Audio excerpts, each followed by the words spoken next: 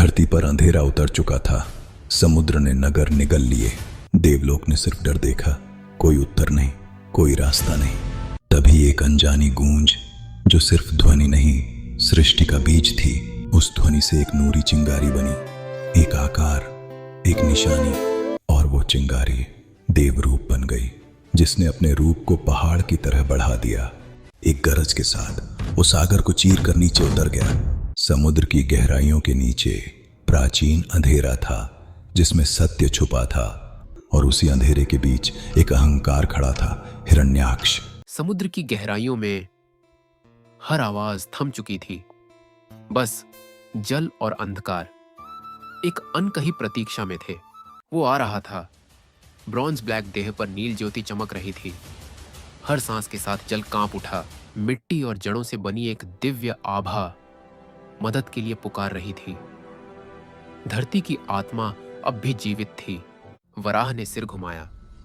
अंधेरे में एक कंपन उठा, जैसे धर्म ने अधर्म को पहचान लिया हो। और तब अंधकार फट पड़ा। अग्नि सी आंखें और लोहे की गदा, वही था हिरण्याक्ष। दो शक्तियां, दो संसार, आमने सामने, एक मौन में, दूसरा घमंड में। गदा और दांत भिड़े, समुद्र कांप उठा। हर बूंद में युद्ध की गूंज थी।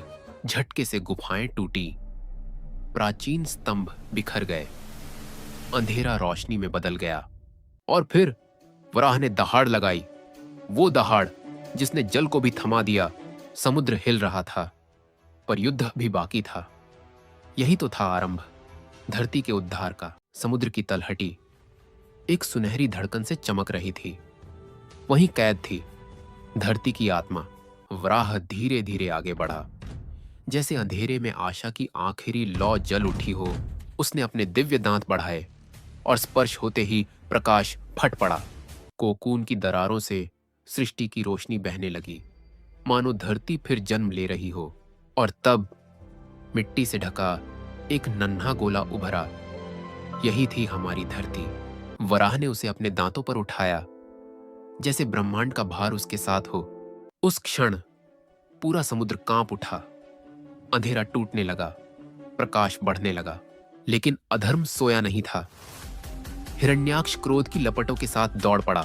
धरती को बचाने के लिए वराह दिव्य वेग से ऊपर की ओर उछला, और पहली बार अंधेरे समंदर में ऊपर से प्रकाश उतर आया। वराह धरती को उठाए ऊपर बढ़ रहा था, लेकिन समुद्र अब शांत नहीं था। वह उबल रहा था। अंधेरे की गहराई से एक छाया, एक क्रूर शक्ति वराह की ओर बढ़ रही थी। वराह रुका और मुड़ा।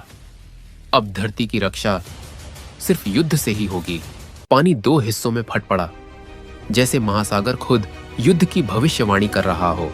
हिरण्याक्ष आग के तूफान की तरह वराह की ओर टूट पड़ा। दांत और गदा टकराए, और पूरा समुद्र एक ही पल में थर्रा उठा। उसने अपनी गदा को सूर्य की तरह घुमाया, और अंधेरा एक जलते चक्र में बदल गया। वराह ने बिजली सी गति से वार किया। उसका हर प्रहार धर्म की शक्ति लेकर आता था। टक्कर की ऊर्जा ने धरती के नीचे तक कंपन भेज दिया। और तब अधर्म ने अपना असली रूप दिखाया। हिरण्याक्ष क्रोध की अग्नि बन चुका था। इसके जवाब में वराह का दिव्य तेज भड़क उठा। उसका हर रून आकाश जैसी चमक से जल उठा। एक धारदार वार, और गदा की जंजीरें पिघलते लोहे की तरह टूट गईं। बिना हथियार के हिरण्याक्ष और भी भयानक हो गया।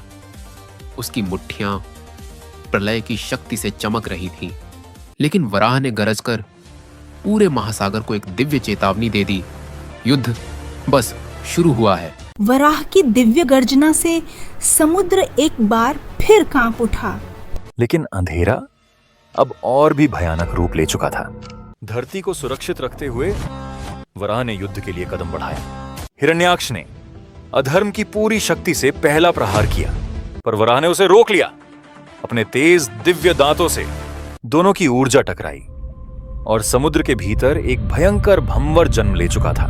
क्रोधित हिरण्याक्ष वराह को पकड़कर नीचे धकेल देता है, लेकिन वराह ने दिव्य शक्ति से उसे दूर फेंक दिया। इस महायुद्ध की मार से समुद्र की फर्श तक फटने लगी। और तभी हिरण्याक्ष ने अपना अंतिम और सबसे विनाशकारी रूप धारण कर लिया। इसके जवाब में वराह का दिव्य प्रकाश पूरे समुद्र में फैल गया।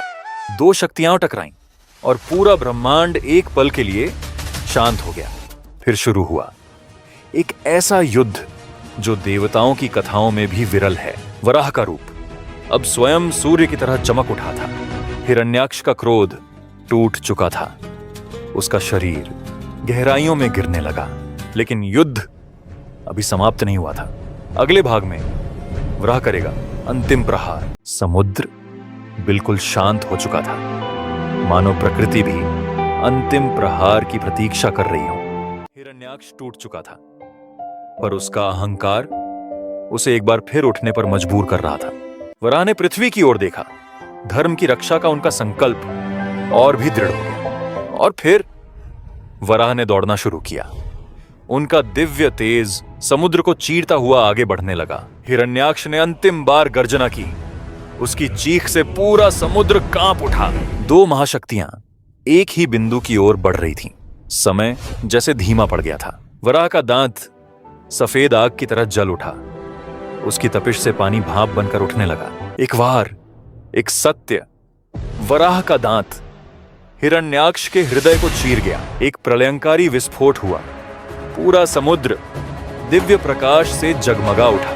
हिरण्याक्ष का शरीर प्रकाश में विलीन होने लगा।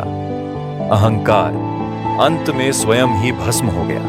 पृथ्वी फिर से प्रकाशमय हो उठी। वराह के दिव्य दांत पर सुरक्षित, शांत, पवित्र समुद्र फिर से शांत हो गया, मानो युद्ध कभी हुआ ही ना हो। लेकिन इतिहास हमेशा के लिए बदल चुका था।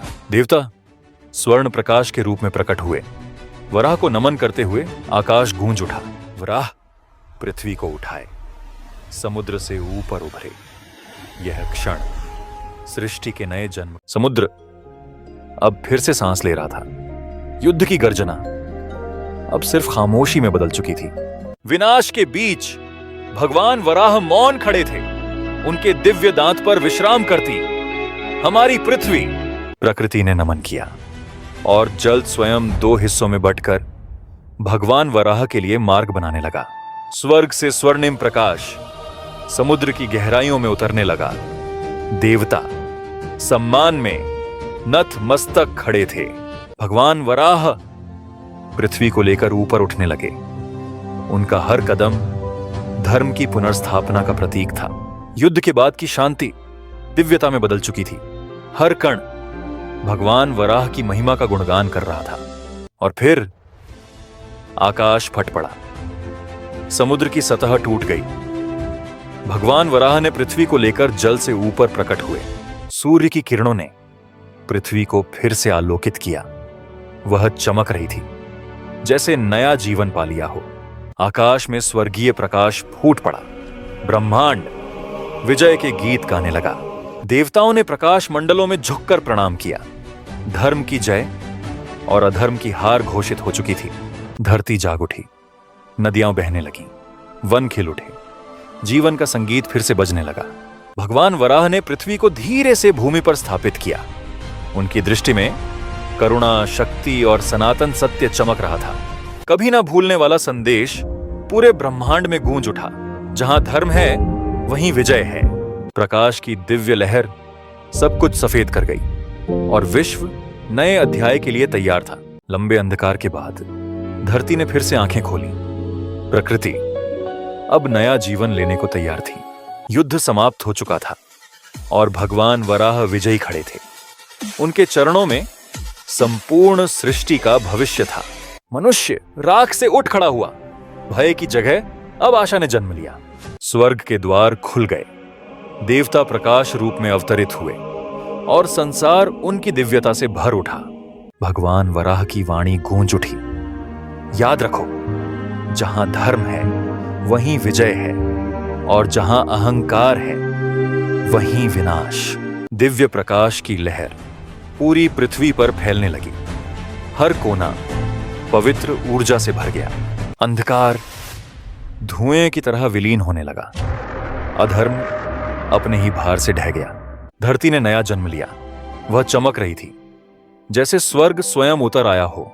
और फिर भगवान वराह वैकुंठ की ओर प्रस्थान करने लगे, सृष्टि को सुरक्षित छोड़कर दिव्य लोक में विलीन होते हुए।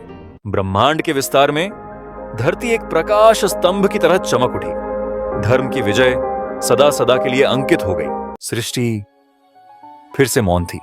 हर दिशा में बस शांति की सांस सुनाई दे रही थी। और उस शांति के शिखर पर भगवान वराह विजयी खड़े थे। धर्म की चमक उनके तेज में प्रकट हो रही थी। स्वर्ग के द्वार खुल गए। देवता प्रकाश रूप में अवतरित हुए और संपूर्ण ब्रह्मांड उनके चरणों में नत हो गया। धरती के लोगों ने सिर झुका दिया, आंखों में आंसू मगर दिलों में आशा थी।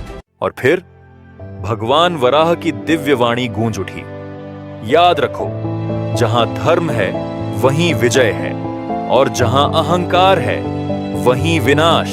आकाश फट पड़ा। वैकुंठ का द्वार स्वर्णिम प्रकाश में खुलने लगा। स्वर्ग तक जाने वाली सुनहरी सीढ़ियां बादलों पर उभर आईं। दिव्य ऊर्जा हर दिशा में फैलने लगी। भगवान वराह शांत और गौरवपूर्ण कदमों से दिव्य मार्ग पर ऊपर उठने लगे। पूरी सृष्टि उन्हें आंसू भरी आंखों से देख रही थी। देवता दोनों ओर खड़े होकर प्रणाम में झुक गए। यह ब्रह्मांड का सबसे पवित्र क्षण था। एक प्रचंड दिव्य प्रकाश पूरी दुनिया को अपने आलोक में समेट लिया और पृथ्वी ब्रह्मांड में एक उज्जवल तारे की तरह चमक उठी। दिव्यता अमर हो गई। एक अंतिम संदेश ब्रह्मांड में गूंज गया। धर्म अमर है और सदा अमर रहेगा। प्रकाश धीरे धीरे सफेद हो गया और संसार शांति में विलीन हो गया। जय श्री विष्णु, जय भगवान वराह।